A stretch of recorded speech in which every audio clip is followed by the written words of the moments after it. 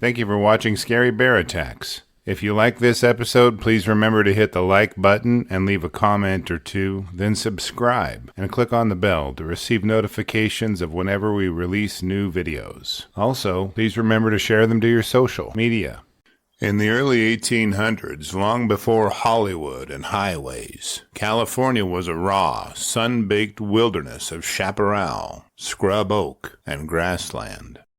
It was a land of dry summers, wet winters, and an abundance of wildlife. Massive tule elk roamed the plains. Mule deer browsed the hillsides. And lurking among them, like phantoms, were the California grizzly bears, some of the largest and most aggressive bears ever known in North America. Welcome back to Scary Bear Attacks. Predators of the time included cougars, coyotes, and gray wolves, but nothing inspired awe or fear like the grizzly. Taller than a man at the shoulder and often weighing over 1,000 pounds, California grizzlies were as plentiful as they were dangerous. Spanish settlers who brought livestock, religion, and fiesta traditions with them quickly found themselves in direct competition with these apex predators. Among the most bizarre and brutal spectacles ever devised during this colonial period was the staged bear and bullfight, a public blood sport intended to demonstrate the power of beasts and the courage of man. It wasn't enough to watch. The most respected members of the community were the lazadores, skilled horsemen and ropers who would ride into the wilderness and capture a grizzly bear alive, armed only with rawhide lassos and reckless resolve. It was dangerous, theatrical, and as the following stories will show, often tragically foolish.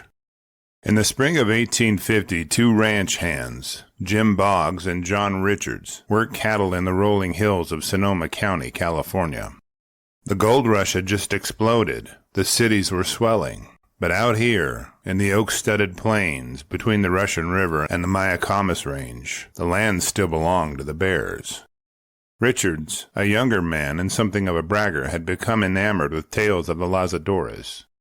He boasted often about his skills with a lariat and claimed he could rope any animal that walked the earth. Boggs, older and more experienced, had little interest in such antics, but Richards was insistent. When he heard that a large grizzly had been sighted just beyond the ridgeline above their grazing land, he saw it not as a warning, but as an opportunity. Richards saddled up early, lariat coiled tightly at his side, and rode out with Boggs, reluctantly following. They found the bear in a clearing near the edge of a thicket, browsing among the manzanita bushes. It was a mature male, enormous even by California standards, with a silver-dusted back and thick ruff of muscle around its neck. Richards didn't wait. With practiced ease, he spun his lariat in wide loops overhead and rode down the slope toward the animal. Boggs, sensing disaster, shouted a warning, but it was too late. The rope sailed through the air and dropped neatly around the bear's midsection, settling just behind the massive shoulders. The horse braced, the rope went taut, and the bear sat down. Rather than panic or flee, the grizzly calmly planted its haunches and began pulling, hand over paw, dragging the horse and Richards toward it like a reeling fisherman. Boggs, in disbelief, watched the situation deteriorate. To make matters worse, the lariat was tied fast to the saddle horn. When the bear gave a powerful jerk, the terrified horse kicked free of the saddle and bolted, leaving Richards on foot, still connected to the now enraged bear. The grizzly rose to its full height and charged. Richards had no time to draw a weapon. The bear struck with the force of a freight train, claws flashing. It knocked Richards to the ground and began mauling him with furious precision, jaws clamping down on limbs, claws raking through flesh. The screams were brief, then came the silence. Boggs, realizing his partner was dying, or already dead, acted on instinct. He advanced, pistol drawn, and placed the barrel against the side of the bear's head. He fired once. The bear roared and released Richards, turning its fury on this new threat. Boggs fired again. The grizzly faltered, then surged forward in a final fury. It tackled Boggs, slamming him to the ground and tearing into his legs, his arms, his chest. The pistol clattered into the dirt. Boggs, in a final act of desperation, went limp, feigning death, and it worked. The bear stood over him, breathing heavily, then slowly turned and began to walk away. But Boggs, mangled and barely conscious, made the mistake of lifting his head to look. The grizzly saw the movement. It turned and it came back. The second mauling was worse than the first. When the bear finally left, Jim Boggs was barely alive. But somehow, against all odds, he would live. A few years earlier, another man nearly met a similar fate.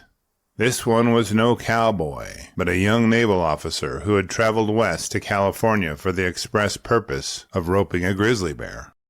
The account appears in the 1866 book Border Reminiscences by R.B. Marcy, a U.S. Army officer and Western explorer.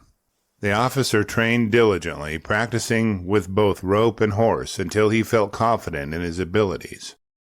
Then he hired a local guide and set off into the California mountains in search of a suitable bear.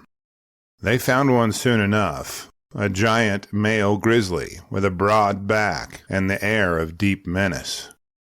Undeterred, the young officer approached at a gallop, his lasso spinning overhead.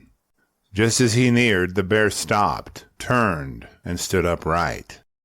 The rope dropped over the bear's neck, and the officer jerked it tight. Rather than fall, the bear sat down like a stone pillar. Then it began pulling, paw over paw. The bear hauled in the horse and the rider, handlining them with methodical strength. The officer panicked and called out for help. His guide, recognizing the severity of the situation, spurred forward and sliced through the rope with his knife. The horse, relieved of its burden, fled at full speed, taking the shaken officer with it. The guide later offered to help him find a smaller, more manageable bear. The officer reportedly replied that he would find a new hobby instead. John Richards survived the 1850 Sonoma County mauling, but suffered crippling injuries to his arm and leg. He walked with difficulty for the rest of his life. Jim Boggs, though also badly mauled, made a more complete recovery. According to Reminiscences of a Ranger by Horace Bell, neither man ever attempted another bear roping. As for the naval officer, he escaped with his life and his limbs intact, thanks to a quick-witted guide and a lucky cut of the rope.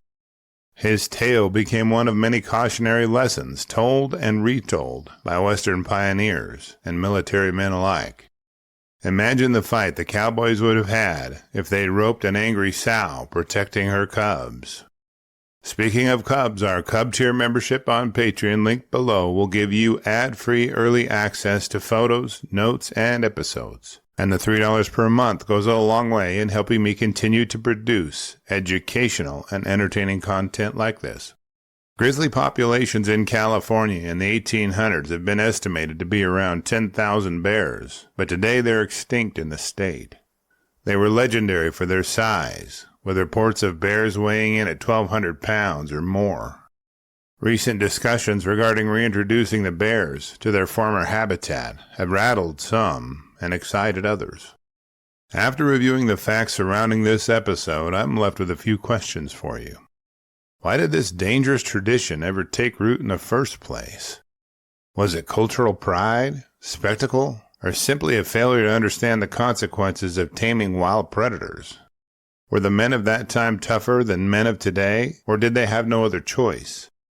Should this historical legacy be more widely taught, not to glorify the past, but to understand the cost of entertainment at nature's expense? The stories of Jim Boggs, John Richards, and the naval officer remind us that there are limits to human control over wild nature. The California grizzly, now gone from our mountains, once taught painful lessons to those who underestimated it. I'll gladly read and reply to your thoughts, so post them in the comments section below, and let's talk about it. Thank you for watching Scary Bear Attacks. If you've enjoyed this episode, please consider clicking on the like button and clicking on the bell icon. We'll help you know when we post our new episodes. Posting our video links to your social media profiles furthers awareness, and it's fun. We slashed our prices in our merch store, linked below, so check out the bargains there while you shop. As a member of our human community, remember to adventure bravely and be careful out there, especially in bear country.